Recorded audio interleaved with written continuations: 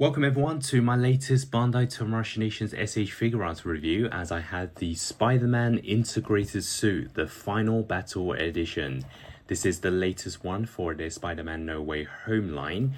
Those of you who followed the SHF line will know a few years ago they did give us the original integrated suit, and I believe this was announced even before the movie's release, and after watching the film you know that it is entirely inaccurate in terms of the look. So fast forward 2 years later, since they are giving us both the Friendly Neighborhood Spider-Man and the Amazing Spider-Man, some Nations have decided to reissue this version, and hopefully it'll be a lot more accurate to what we saw in the film. So in terms of the packaging, the size, you can see it's slightly bigger.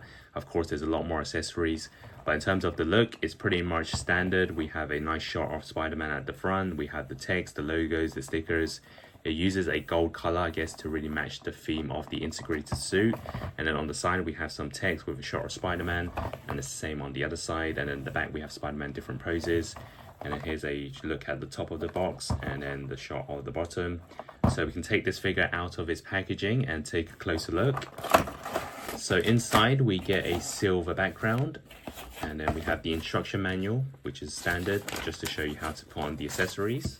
And before we take a look at the figure itself, this is the overview shot of all the accessories included. If you've picked up SHF Spider-Mans before, you may be familiar with some of the accessories. Of course, some of them are exclusive only for this figure. So here is the first look at the Spider-Man integrated suit, the Final Battle Edition. So there are many reasons why they dubbed this as the Final Battle version. One, for promotional purposes to differentiate it from the original. Secondly, we have some accessories that are from the final fight. And thirdly, you can see on the suit, especially the chest emblem, there are some scratches, which of course is from that fight with Green Goblin. So overall, first impressions, I would say that this one is a lot more accurate to the original version. And not just for the final battle, I think throughout the film, the integrated suit looks like this. The colors really pop, whether it's the red, the blue colors, the gold colors especially, just looking at the back. And if I bring in the original, don't get me wrong, it's not a terrible figure. It's a decent figure for its price. But the only thing is, it's just not accurate, not just for the build. I feel that they've got the colors, it just seems too dull for me. And then we have the kind of arm guards, which I believe is only in his Iron Spider suit. So they based this on a prototype. And putting it next to the Final Battle Edition, I don't see any reason why you would go for this one apart from the price. Yes, the final battle is almost 3 times the cost, but you get a lot more accuracy in terms of the build and sculpt. And even the back, you can see that the Final Battle Edition one really stands out with that gold colors. And I think the bright reds are a lot more accurate. And I'm kind of surprised that they didn't use the same sculpt. Tomorrow Nations definitely didn't want to reissue this figure. You can see that this one is an entirely new mold. He's a lot more stockier, which I feel is more accurate to the Tom Holland Spider-Man in the suit. This one actually feels like a man wearing the suit, whereas this one just seems too thin for me. And even the face sculpt, I believe they've changed the mask up. So I'm not sure which one you prefer, but I think the Final Battle one looks a bit better in terms of the mold. So just kind of first impressions, I already like this one a lot better. Simply because of the colors, it really pops, especially the back, and just the bold kind of stocky look of him is probably a bit more accurate to the film. So before we take a look at the accessories, we're going to move on with the articulation, the movement of Spider-Man, which is very important. So now for the articulation of the integrated suit, and of course we're going to start off with the head sculpt. So no problem, it's kind of standard, it goes side to side, round and round if you want. And then it should have downwards motion and then upwards slightly, but you can see that the peg inside is a different mechanic to a lot of figures, so just be very careful. You've got to kind of shape it the right way for him to look up, which is fine. And then we have the left and right movement and then round and round. So yeah, this one is something that you've got to take note of. And then for the arms, they stretch side to side, no problem. And then I'm pretty sure it goes forwards, backwards, and the articulation is very smooth, especially for Spider-Man figures. I know that they can't have it too stiff because he's definitely going to get into some dynamic poses. And then we have rotation on the arm as well as the bicep part, and then we also have some arm bends. And then for the hands, there's also rotation, and I'm pretty sure there's a hinge. Now for the body part, you can see it's split into two. So the top half, you can swivel left and right, side to side, downwards and upwards slightly.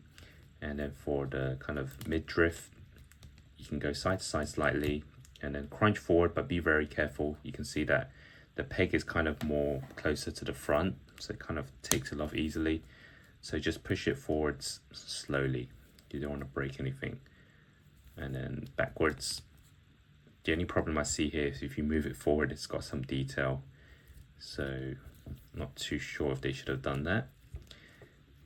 And then there's rotation. And then for the legs, you can see that the articulation is very smooth, but each peg is very loose. I noticed that even if I turn it slightly, it kind of removes it. I don't know if they've kind of changed the mechanics of this articulation. So yeah, I'm not too sure on the legs. I'm actually not very pleased with the way they've done it. It kind of comes off very easily. So anyways, we're going to do it side to side, forwards, backwards. I mean, the backwards rotation is okay. And then we have the knee bends that go all the way back. And I'm pretty sure you can do the splits. And then the rotation on the foot as well as the peg. So in terms of articulation, not a lot of excitement unless you get him in some Spider-Man poses. But I guess you can see that the articulation is pretty standard, I would say. Some bits are a bit loose, but towards the end of the video, I'll try and get him in more dynamic poses. But in terms of the first articulation, I guess it's kind of okay. So now we can take a look at some of the accessories included. First, starting off with the alternative hands. So it does include 6 extra sets, so 7 in total. The one out of the box, it is the closed fist. And then we get some open palms. And then we also get some wall crawling hands. And then we also get some web shooter hands, as well as the pointing of the fingers. And then we get a set of kind of thumbs up, which is for the holding of the webs. And then we'll also get another set, which is of course for holding of the webs as well. The figure also includes some webs, which of course you may be familiar with if you picked up previous ones. So it does include a set of short shooter webs. And then it also includes a set of medium length shooter webs. And the final web is the longest one, which is for the swinging look. And the other accessory they've included is some alternative eyes. So on the original one, it's just some standard pair. And it does include this tool, which you may be familiar with, and use it to pick out the eyes and replace them with the other ones, which I'm going to do now. And here is the alternative eyes placed on. So it is slightly different from the original. So it gives him that kind of more menacing look in the in-battle mode. And the next accessory, a very important one, is the unmasked head sculpt, so the look for Peter Parker. So in the original integrated suit, they did not include an unmasked head sculpt. You had to buy the black and gold suit S.H. Figuarts. For the Final Battle edition, of course, they have included it. So what you do is you remove both the head sculpt and the neck, and then you replace the other one on. So here you have the Peter Parker look, which I think is very key in many scenes, not just the final fight with Goblin, in the apartment scene as well. So I think this is a pretty cool look to have, and since we got it, the unmasked head sculpt for the Friendly Neighborhood Spider-Man, I think it was pretty important to also include it in this one. Especially the price as well, you are paying a lot more compared to the original version, so they had to include as many as they can. So if you bought previous S.H. Figuarts Spider-Man figures with the Peter Parker head sculpts, you may feel that this one is kind of familiar. It does kind of look like the same, maybe some changes to the hairstyle and the paint, but looking at the face sculpt, I think it's more or less the same mold.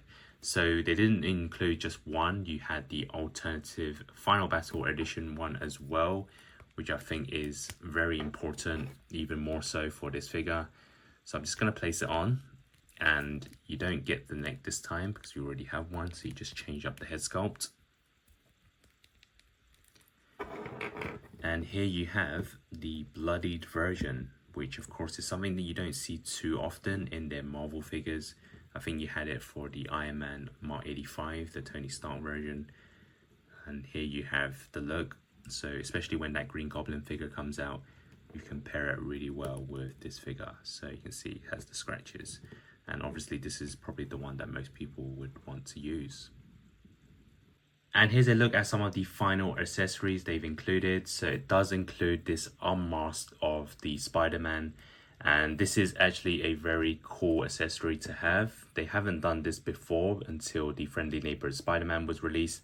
So this has been included. So some of the alternative hands which I use for the webs, I believe one of them is in fact for this mask. So what you do is just punch it in and then you have that look, especially when they're having that talk of the three Spider-Mans. You can kind of have him holding onto the mask, which is of course a very cool look as well. So yeah, this is an accessory that I really like.